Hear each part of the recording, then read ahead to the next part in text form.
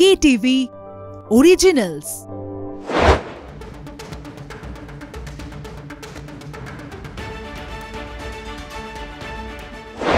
শুরু করছি আজকে স্টেডিয়াম বুলেটিন। আমি জয়জ্যোতি রয়েছি আপনাদের সঙ্গে। আজকে স্টেডিয়াম বুলেটিনের প্রথম যে প্রসঙ্গ সেটা হচ্ছে আনোয়ার আলী। আনোয়ার আলী নিয়ে বিগত বেশ কিছুদিন ধরে আমরা জানি যে কি চলছে, এবং শেষ পর্যন্ত মানে আজকের খবর অনুযায়ী যা আপডেট সেটা বলে দিই যে আনোয়ার আলীকে 4 মাসের জন্য নির্বাসিত করা হয়েছে। আর একই সঙ্গে ইস্টবেঙ্গল আগামী 2টি ট্রান্সফার উইন্ডোতে কোনো ফুটবলার সই করাতে পারবে না, এবং ক্ষতিপূরণ দিতে হবে মোহনবাগান সুপার জায়ান্টকে 12,90,00,000 টাকা।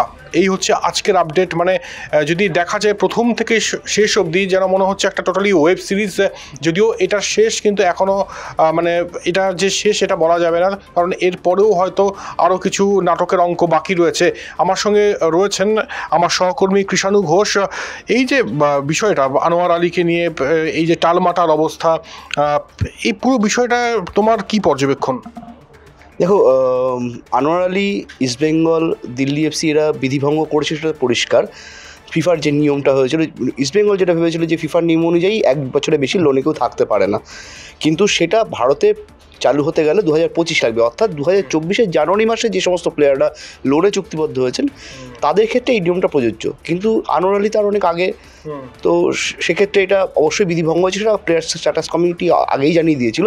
তো এবার যেটা হলো যে সাজাটা বলা হলো, তো এটা একটা ম্যাসিভ ভারতীয় ফুটবলে সত্যি অভূতপূর্ব। কারণ ওই 2012 সালে মোহনবাগান 2 কোটি টাকা তার জরিমানা হয়েছিল, সেটা তারপরে অ্যাস্টে ওয়েস্টউড বেঙ্গালুরু এফসির কোচ, তার 50,000 টাকা জরিমানা এবং 4 ম্যাচ নির্বাসন ছিল। কিন্তু এটা 4 মাস, একটা প্লেয়ারের পক্ষে 4 মাস নির্বাসন হওয়া মানে একটা সিজনের অর্ধেক চলে যাওয়া, সেটা একটা ভীষণ ভীষণ বড় একটা ব্যাপার। এবার দেখা যাক, ইস্টবেঙ্গল নিশ্চয়ই আবেদন করবে, কোথায় যাবে দেখা যাক। একেবারেই যেটা খবর, সূত্রের খবর, সেটা বলে রাখি যে আপনারা তো এটা অলরেডি জেনে গিয়েছেন, এবং যেটা আমরা এটা নিয়ে আলোচনাও করলাম যে 4 মাসের জন্য নির্বাসিত। একই সঙ্গে ইস্টবেঙ্গল আগামী 2টো ট্রান্সফার উইন্ডোতে ফুটবলার সই করতে পারবে না। তবে এই মুহূর্তে যেটা সূত্রের খবর সেটা হচ্ছে ইস্টবেঙ্গল কিন্তু হাল ছাড়ছে না। ইস্টবেঙ্গল কর্তারা বৈঠক করছেন এবং তারা আপিল করবে এবং সর্বোচ্চ পর্যায়ে অবধি যেতে প্রস্তুত এটা নিয়ে। কারণ এটা এখন 2টি ক্লাবের ক্ষেত্রে, 2 প্রধানের ক্ষেত্রেই কোথাও যেন একটা সম্মানের ইস্যু হয়ে গিয়েছে, প্রেস্টিজ ইস্যু হয়ে গিয়েছে। তাই এই বিষয়টা মানে আনোয়ার আলীকে কেন্দ্র করে 3টি ক্লাব, ইস্টবেঙ্গল, মোহনবাগান এবং দিল্লি এফসি মধ্যে এই যে টানাপোড়েন চলছে, এটার কিন্তু একদম ক্লাইম্যাক্সে চলে এসছে।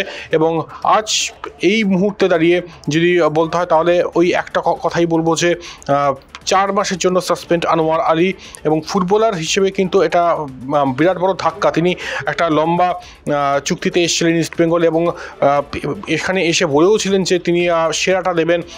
কিছুদিন আগে আইএসএলের একটা প্রেস মিট হয়, সেখানে হেক্টর উইটসে বলেছিলেন যে আমার সঙ্গে আনোয়ারের জুটিটা কিন্তু দেখার মতো হবে। তাই সব কিছু যেন আজকে স্বপ্নভঙ্গ, এবং ফুটবলারদের জন্য এটা অবশ্যই একটা বিরাট ধাক্কা। তবে এখান থেকে অবশ্যই ঘুরে দাঁড়াবে আনোয়ার আলী।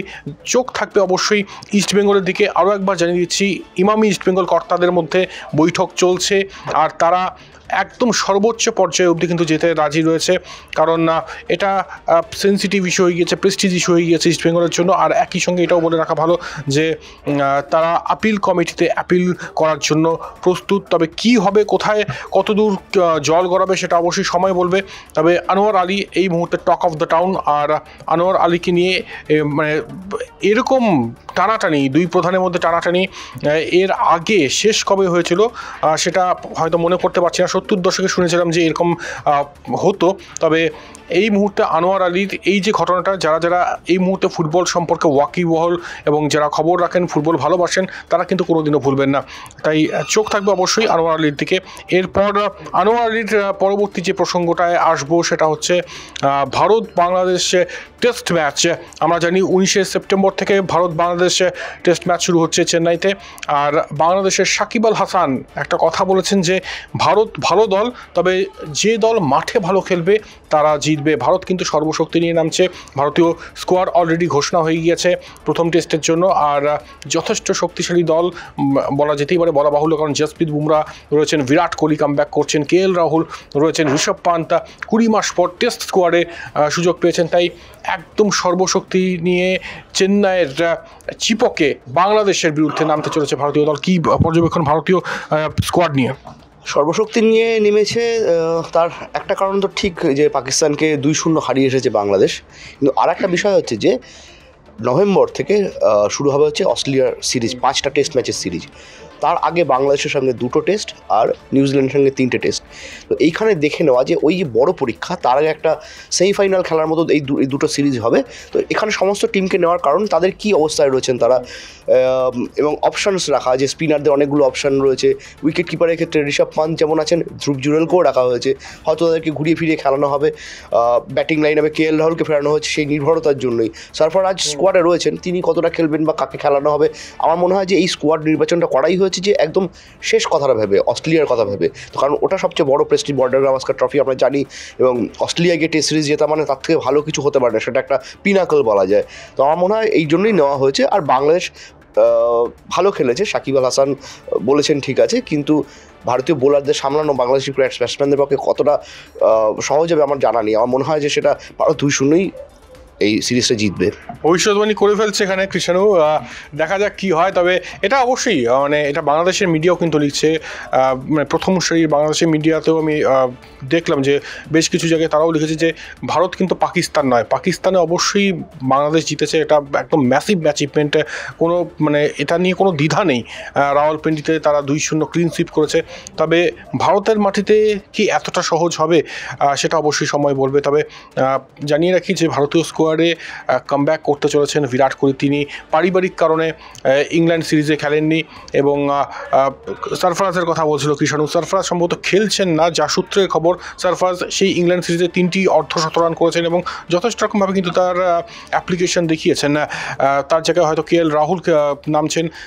ইন্টারেস্টিং হবে ভারতীয় বোলিং কম্বিনেশন নিয়ে, 3 স্পিনার 2 পেসার। 2 পেসার মোটামুটি তো নিশ্চিত যে একটা অবশ্যই জসপ্রীত বুমরা এবং অপরদিকে মোহাম্মদ সিরাজ রয়েছেন। এবং আরেক দিক থেকে যদি স্পিনিং ডিপার্টমেন্ট দেখি তাহলে 3জন স্পিনার কারা? 3জন স্পিনারের মধ্যে রবিচন্দ্রন অশ্বিন, রবীন্দ্র জাদেজা ধরে নেওয়া যেতে পারে, তারা থাকছেন। এবং এই যে থার্ড স্পট, এইটা নিয়ে কিন্তু আলোচনা হতেই পারে, অক্ষর প্যাটেল না কুলদীপ যাদব, বা এই চেন্নাইয়ের চিপকে উইকেট টার্ন করে, সেখানে তোমার পছন্দ কি? আমার পছন্দ অবশ্যই কুলদীপ যাদব, অন্তত এইটা ভেবে যে বাংলাদেশের সাথে খেলা। কারণ যদি খুব কঠিন একটা বোলিং টিম অপোনেন্টে থাকতো, সেক্ষেত্রে অক্ষর প্যাটেলকে দরকার তার ব্যাটিংয়ের জন্য।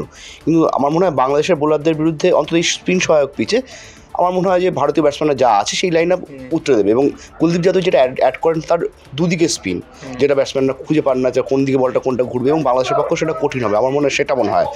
আর পেসারদের যে তুমি বলে যে ওরা 2জন রয়েছে, কিন্তু আমার মনে হয় যদি প্রথম টেস্ট জিতে যায় তাহলে ভারত পরের টেস্টে জয়েশ দোয়ালকে খেলাতে পারে। কারণ জয়েশ দোয়ালকে নেওয়ার কারণটা হচ্ছে তিনি বাহাতি পেসার, তো সেটা অস্ট্রেলিয়াতে কাজে লাগতে পারে। যেমন আমরা দেখেছিলাম নটরাজনের কথা, নটরাজন কিন্তু অস্ট্রেলিয়া সিরিজে গতবার দুর্দান্ত বোলিং করেছিলেন। আমার মনে হয় ভারত সেই অপশানটাকেও ফেলে দিচ্ছে না। তো আমার মনে হয় যে প্রথম টেস্ট যদি জিতে যায়, এবং আশা করা যায় জিতবে, তো সেক্ষেত্রে তারপরের টেস্টে সিরাজকে বিশ্রাম দিয়ে বা বুমরাকে বিশ্রাম দিয়ে দয়ালকে খেলানো হলো, সেটা নিউজিল্যান্ড সিরিজেও হতে পারে।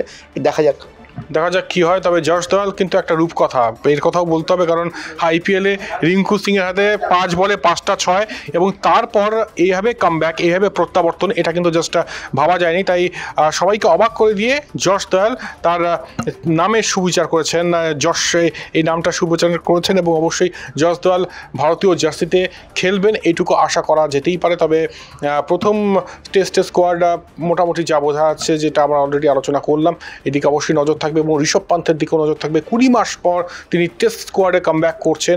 এর আগে ইন্টারেস্টিংলি বাংলাদেশের বিরুদ্ধে কিন্তু সে সিরিজ খেলেছিলেন, এবং তারপর সেই দুর্ঘটনা হয় 2022-এর ডিসেম্বরের একদম শেষে, এবং তারপর কোথাও যেন মনে হচ্ছিল যে হয়তো ঋষভ পান্থের কেরিয়ার শেষ, তিনি হয়তো কামব্যাক করতে পারবেন না, তার হয়তো এখানেই জার্নি শেষ।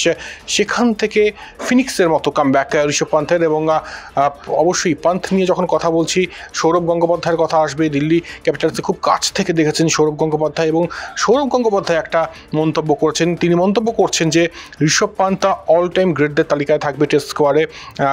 তার যা রেকর্ড সেনা কান্ট্রিজে, তিনি যেভাবে বেপরোয়া ক্রিকেট খেলেছেন, ফিয়ারলেস ব্যাটিং করেছেন, তাতে হয়তো তিনি ভুল বলেননি। আমি কৃষাণুকে জিজ্ঞেস করে নেব, সৌরভের এই যে মন্তব্য ঋষভ পান্থ প্রসঙ্গে, তুমিও সহমত?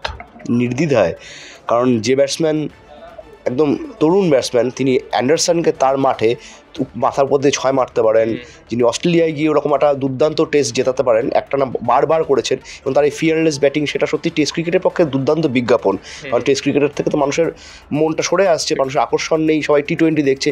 সেখানে ঋষভ পান্থের মতো প্লেয়াররাই কিন্তু টেস্ট ক্রিকেটকে বাঁচিয়ে রাখবে, এবং তিনি যদি ফিট থাকেন তাহলে অবশ্যই তিনি ভারতের অন্যতম অল অফ দ্য মানে অল টাইম গ্রেট হতে পারেন। ধোনি সেনা কান্ট্রিজের টেস্টে সেঞ্চুরি নেই তার, কিন্তু ঋষভ পান্থ কিন্তু এই অল্প ক্যারিয়ারেই, এই অল্প পরিসরে তার হয়ে গেছে সেটা করা, এবং তিনি আশা করা যায় আরও গ্রেটনেসের দিকে যাবেন। তো সৌরভের কথার মধ্যে কোনো ভুল নেই একেবারেই। আর ঋষভ পান্থ দুর্ধর্ষ ক্রিকেটার, এ নিয়ে কোনো মানে কারো দ্বিধা নেই। আর তিনি লাল বলের ক্রিকেটে আরও ভালো পারফরমেন্স দেবেন, আর যদি এরকম পারফরমেন্স দিতে থাকেন তাহলে যেটা সৌরভ বললেন যে অল টাইম গ্রেটদের তালিকায় থাকতেই পারে ঋষভ পান্থের নাম।